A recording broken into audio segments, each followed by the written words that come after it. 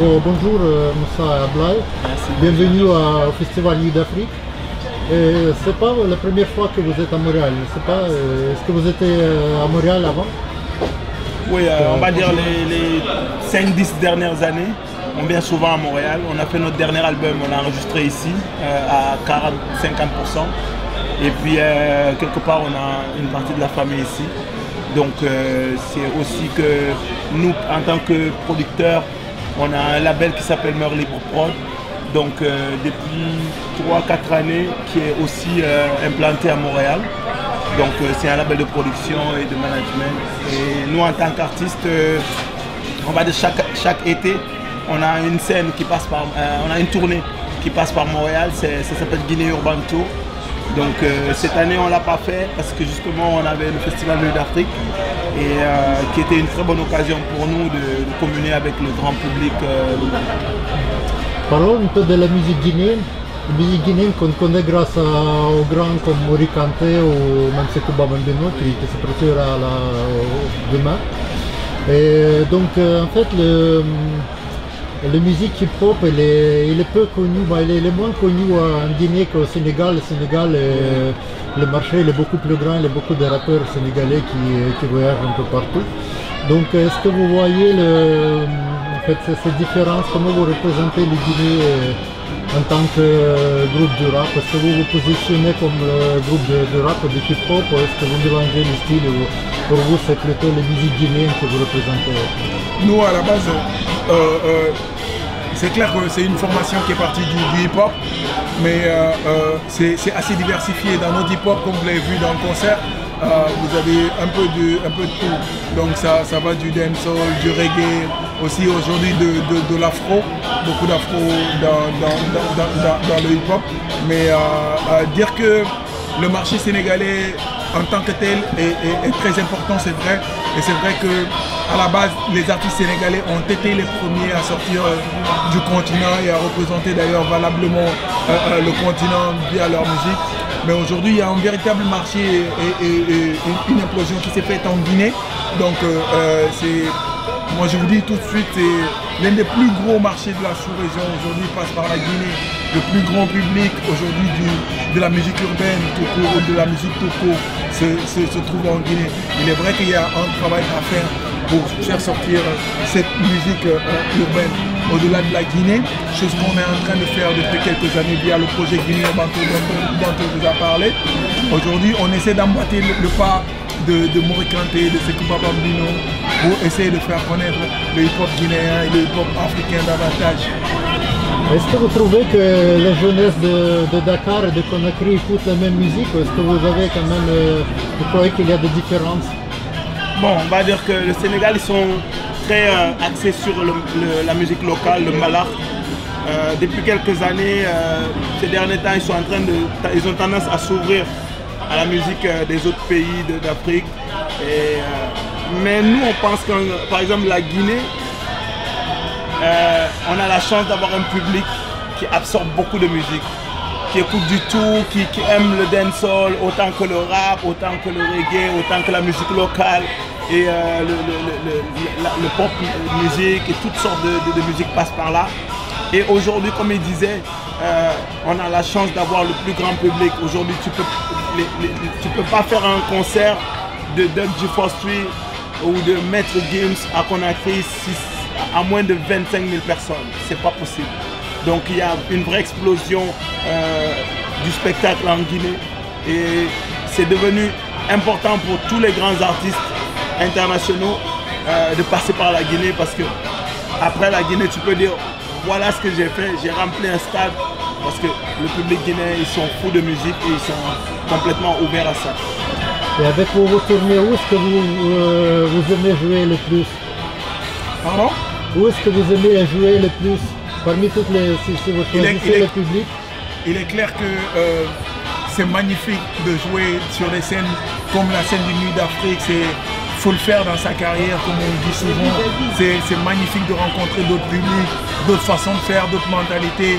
C'est magnifique en tant qu'artiste de pouvoir sortir sa musique de la maison et de faire de belles choses, comme représenter le pays ailleurs. Ça c'est très important pour nous, mais c'est pas mieux. C'est magique de jouer en Guinée, tout simplement. C'est magique, c'est le public, les chaleureux, le public qui chante du début à la fin, tous les morceaux, chaque mot de chaque morceau, les gens chantent avec toi, c'est magnifique, c'est magique. La Guinée, il n'y a pas un public meilleur que ça, mais aujourd'hui il est important pour nous de rencontrer d'autres publics, comme Montréal par exemple. Aujourd'hui, on a rencontré un magnifique public qui ne connaît aucun morceau ou qui ne connaît pas la plupart des morceaux, mais qui ont chanté avec vous, qui ont répété des choses avec vous. Ça c'est magique aussi, c'est magnifique. Parlons un peu de foot. En 2015, vous avez fait une chanson pour la Coupe des Nations avec Ben Lezat justement. Et est-ce que vous avez suivi la Coupe du Monde cette année, en 2018, qu'est-ce que vous en pensez? Définitivement, oui, nous on aime bien le foot, ce qui fait que d'ailleurs on est des fervents supporters du Chili national. Donc l'équipe guinéenne, le remix de Bingbisso avec Ben Lezat qui a été un succès aussi, en témoigne. Oui, définitivement on a suivi la Coupe du Monde et c'est une belle Coupe du Monde. Il y a eu beaucoup de surprises, beaucoup de rebondissements. On attendait de grosses équipes comme l'Argentine ou comme le Portugal ou le Brésil qui sont passés à côté de la plaque.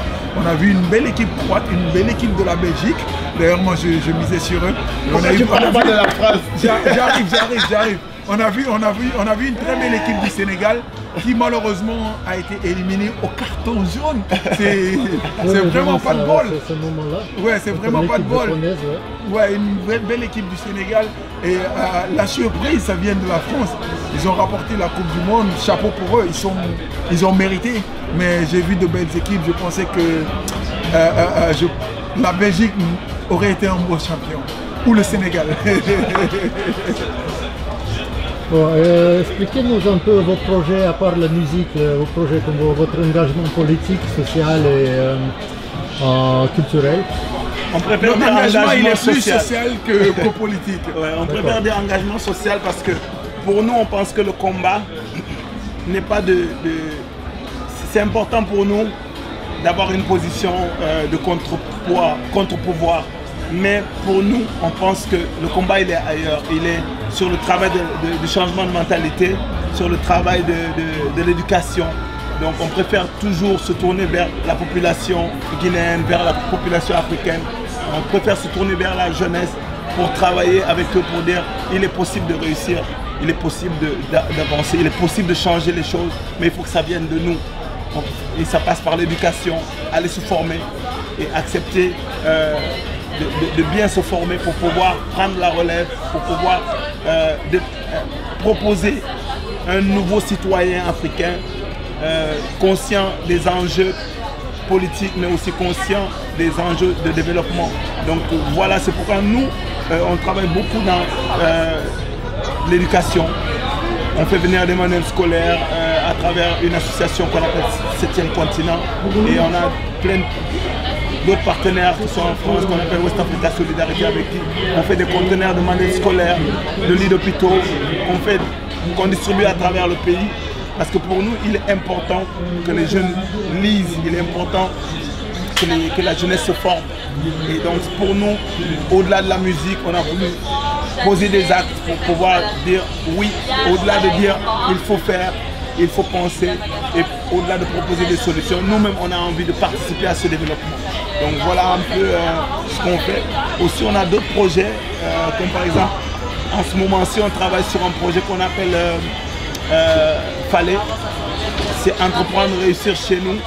Pour nous, il est important de se positionner aussi pour dire aux jeunes Africains que ça ne sert à rien d'aller se jeter à la mer pour mourir dans la clandestinité. Ça ne sert à rien d'arriver en Europe et devenir un sans-abri, un sans-papier.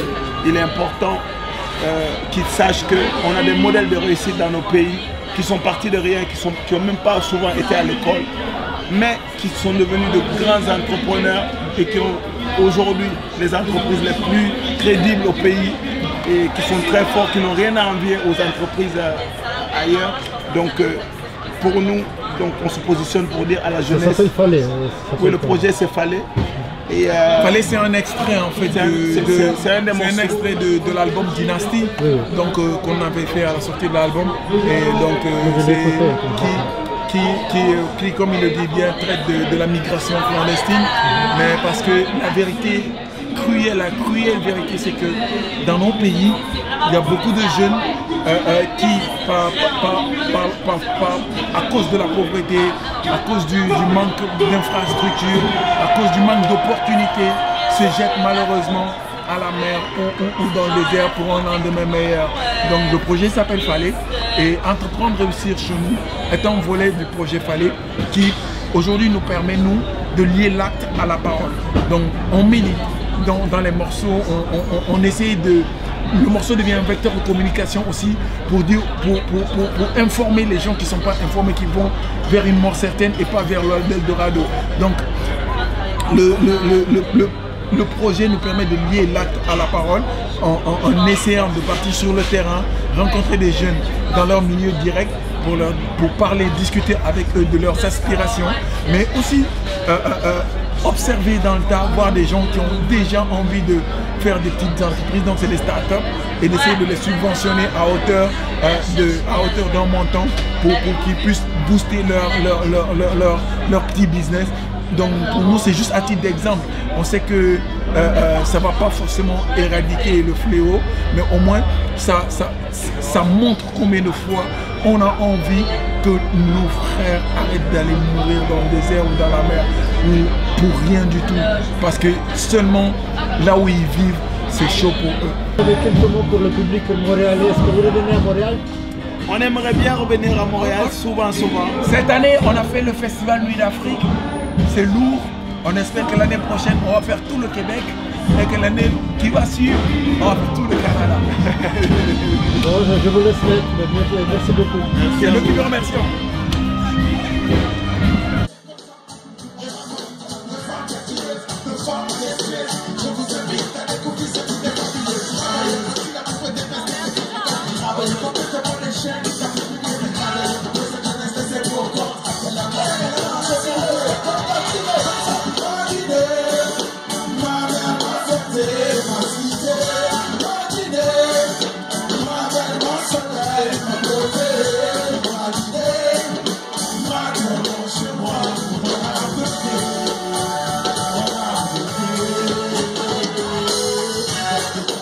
Bravo.